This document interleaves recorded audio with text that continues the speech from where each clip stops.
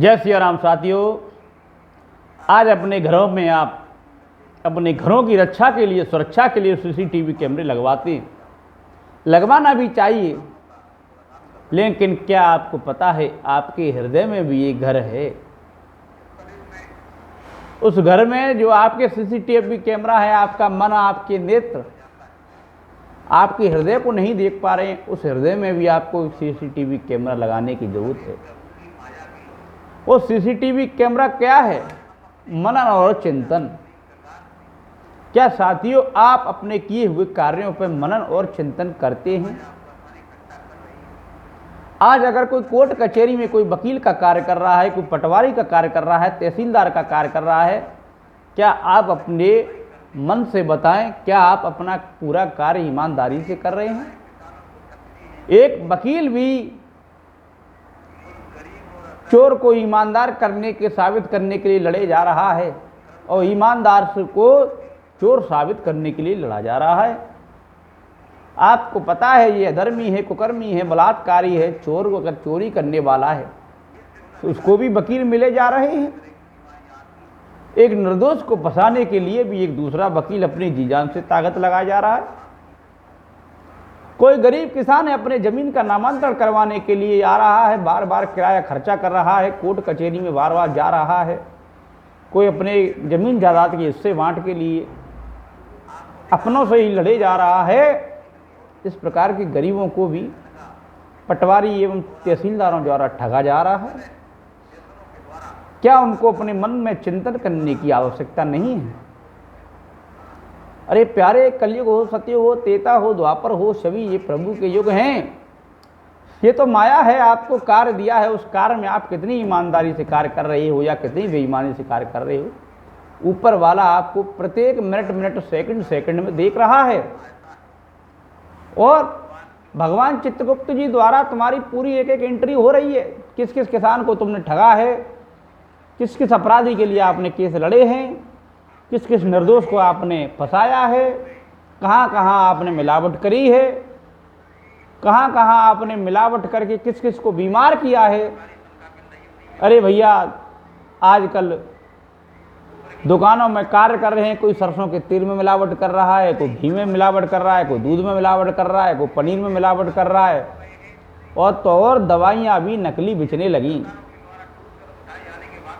एक बार तो हम स्वयं दवाई लेने गए थे, पुदीना की गोली, हमने कि डाबर पुदीना हरा दे दो, उसने पुदीना ही पकड़ा दी, उस पर डाबर वाबर कुछ नहीं लिखा था। हमने कि भैया जी कौन सा ब्रांड आया है? तो उसने बताया कि ये पत्ता कम का, ये असला। हमने कि ये पत्ते से मतलब नहीं है भैया, फायदा ही नहीं करेगी तो क्या मतलब है? आप 2 रुपये ज़्यादा आपको कमीशन मिल जाएगा, उसके लिए आप नकली दवाएं बेच रहे हैं। लेकिन क्या आप इसका दंड जानते हैं? इसका दंड आपको यमराज जी देंगे, या धरती की दवाएं आपके साथ नहीं जाएंगी। इतना घोर दंड मिलेगा जिसका आपने कल्पना नहीं की होगी। और इस दंड का छोटा सा उदाहरण एक अपरिचित पिक्चर बनी है, उसमें दिया हुआ है। कोई खाने में मिलावट कर रहा है, कोई कैंटीन में मिलावट कर रहा है, कोई चावल में मिलावट कर रहा है, कोई आटे में मिलावट कर रहा है। अरे कम धन कमा लो, अपने मन में सीसीटीवी मनन चिंतन का लगा लो।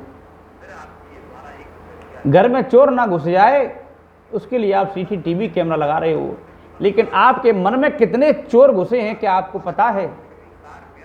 आपको नहीं पता, लेकिन हम बता रहे हैं। आपके मन में बेईमानी का चोर घुसा है, आपके मन में वासना का चोर घुसा है, आपके मन में जुआ और शराब का चोर घुसा है, जो आपकी बर्बादी के लिए पर्याप्त है। शादीशुदा होकर भी जो अन्य महिलाओं को देखता है, ताकता है, झांकता है, तो समझ लो उसके जीवन में इतना विकराल भूकंप आएगा, जिस दिन उसकी पोल खुलेगी उसकी जान पर बन आएगी। भजन कीर्तन करते नहीं हो, उल्टे गलत कार्य करते जा रहे हो, ये आप अपनी मौत को बुलावा दे रही है। जो डॉक्टर हॉस्पिटल में होकर भी जो गरीब व्यक्ति इलाज के लिए आते हैं, उनको महंगी महंगी दवाई लिखते हैं, केवल कमीशन के लिए 40-50% कमीशन मिल जाए। 2 रुपये की दवाई से सही हो जाएगा, फिर भी 50 रुपये की दवाई लिख रहे हैं। आज छोटी सी बीमारियों में 50-50 हज़ार, 1-1 लाख रुपए का 4-4, 5-5 दिन में बिल बना देते हैं। नकली सकली बिल बुला रहे हैं। लोगों को लूट रहे हैं, क्लिनिक से हॉस्पिटल बनाने के लिए लगे हुए हैं।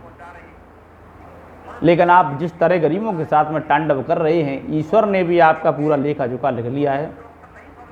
एक साल में ही चटापट चटापट कर देंगे, पता नहीं कहाँ कौन से कोने में जाके मर जाओगे, पता नहीं किस हीटर पे जल जाओगे। पटवारी लगा हुआ है, गरीबों को 4-4 10-10 चक्कर लगवा रहे हैं, खेतों के नामांकन नहीं करवा रहे, जमीन की एंट्री नहीं कर रहे हैं, सरकार द्वारा दी हुई नौकरी को अनुशासन से पालन नहीं कर रहे हैं, उनका मटिया मेट हो जाना है।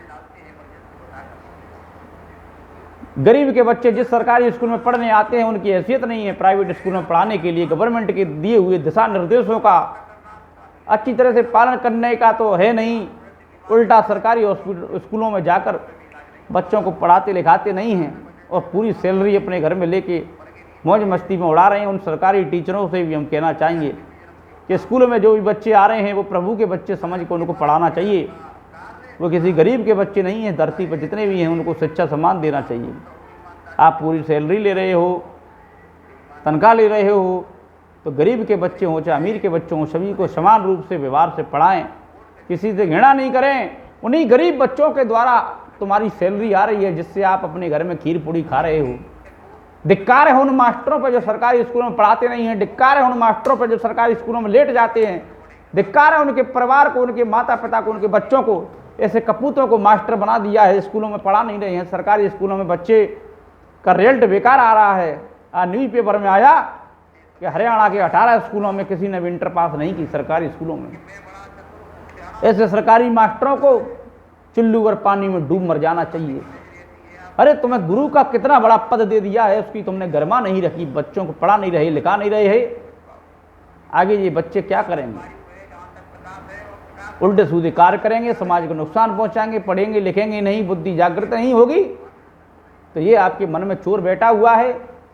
सरकारी व्यक्ति है, चाहे कोर्ट कचहरी में है, स्कूल में मास्टर में है, हॉस्पिटल में है, तनख्वाह के द्वारा ऊपर की कमाई करने के लिए ललायत रहता है। ऊपर की कमाई की ललायत में कभी कभी अपनी नौकरी से भी हाथ धो बैठता है।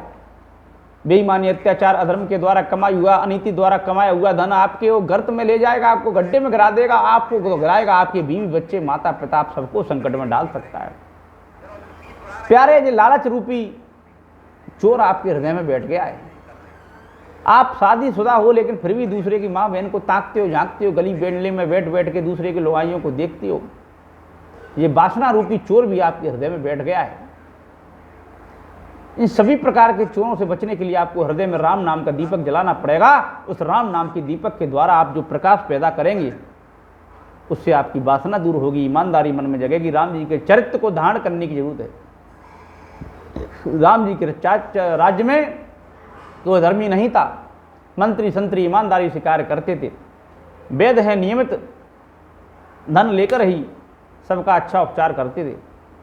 शायद देखो हॉस्पिटलों में नॉर्मल डिलीवरी कम हो रही है, ऑपरेशन बहुत ज़्यादा हो रहे हैं। पेट काट देते हैं महिलाओं का, टाँके लगा देते हैं 15-15, 20-20। नॉर्मल डिलीवरी करना बंद हो गई है, ऑपरेशन कर देते हैं, क्योंकि ऑपरेशन में 40-50 हज़ार की जुगाड़ बन जाती है, नॉर्मल करेंगे 4-5। अरे अधर्मी हो, अरे बेईमान हो, चोरों कपटो, गाड़ी में बैठे बैठे मर जाओगे, तुम्हारे घरों में सिलेंडर फट जाएंगे, मर जाओगे बुरी तरह, कीड़े पड़ पड़ के। धरती पर तो तुम्हें इलाज मिलेगा नहीं, यमदूत भी ऐसी मार लगाएंगे तुम्हारी, शुगर बना के भेजेंगे तुम्हें इस धरती पे। इसलिए ईमानदारी से जीवन व्यापन करो।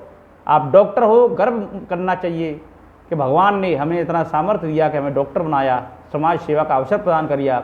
जो संत भजन कर करके जो तब कमाते हैं वो आपको डॉक्टर में रहकर ईमानदारी से अपना दवाई दारू दोगे मरीजों को तो वो पुण्य मिलेगा। आप कोर्ट कचहरी में पटवारी हो, आप तहसीलदार हो या किसी भी पद पर आसीन हो, आप उस पद पर ईमानदारी से अगर अपना कार्य करते हो, गरीबों की सहायता करते हो, अरे अपने ऑन ड्यूटी में ही करो, तो उस भजनानंदी संत के बराबर आपको पुण्य मिलेगा। जो भजनानंदी दिन रात पूजा करता है उसको जितना भगवान प्रसन्न होते हैं, उसी तरह आप अपनी किसी भी पद पर, चाहे मास्टर हो, चाहे डॉक्टर हो, इंजीनियर हो, तहसीलदार हो या बड़े को हो, ईमानदारी से जीवन व्यापन करोगे तब प्रभु आप पे प्रसन्न रहेंगे। जरूरी नहीं है किसी संत का चोला पहनो, जरूरी नहीं है आपको कि ढोंग आडंबर करो, बड़ी बड़ी जटाएं रखो, ये रखो वो रखो। आजकल बड़ी बड़ी जटाएं रख के भी काले नेमी जैसे बनने से भी कोई फायदा नहीं है। कार्यनेमी बन गए, बड़ी बड़ी जटाएं रख ली हैं, लोगों को लूटने के लिए ब्राह्मण बने घूम रहे हैं। आज ब्राह्मण नहीं है वो भी कथा कहने लगा है। उन्होंने सोचा है कि कथा में बड़ा धंधा है, भैया ब्राह्मण है तो वो कथा कह रहा है, लेकिन ब्राह्मण नहीं है वो भी कथा कह रहे हैं। वेद पुराणों में बिल्कुल साफ साफ लिखा है कि ब्रह्म वाक्य होना जरूरी है। तो सबने अलग अलग अपने मनगढ़ंत कथा बना ली है। कलयुग में ऐसा होगा, भागवत में भी लिखा हुआ है, परीक्षित जी सुखदेव जी का संवाद लिखा हुआ है, उसमें लिखा हुआ है। लेकिन इतना जल्दी कलयुग में होने लगेगा कि लोग बात नहीं मानेंगे, अपने मन का आचरण करेंगे, मण संकरण फैलेगा, मनुष्यों को नई नई बीमारियां होंगी, नई नई बेईमानी के कार्य करेंगे। लेकिन उनसे बचने का एक ही उपाय है, प्रभु का भजन करें। अपने घर में सीसीटीवी लगा रहे हो, अपने हृदय में भी सीसीटीवी ज्ञान का दीपक जलाएं। किसी को ठगे नहीं, बीमारी ना करें, अनित ना करें, जिससे आपका कल्याण होगा। वीडियो को जन जन से शेयर करें। क्या पता किसी की बातों, हमारी बातें किसी के दिल में लग जाएं और अब वो मनुष्य अपने जीवन में ईमानदारी धारण कर ले। एक व्यक्ति ईमानदार हो जाता है, हजारों व्यक्तियों का भला होता है। 1000 व्यक्ति अगर ईमानदार हो जाए तो करोड़ों लोगों का भला होता है। तो मेरे साथियों, आपसे करबद्ध निवेदन है, प्रभु का भजन करें। जिस पद पर आप बैठे हो उसमें ईमानदारी से जनता को जनार्दन समझकर सेवा करें। जय जय श्री राम, हर हर महादेव।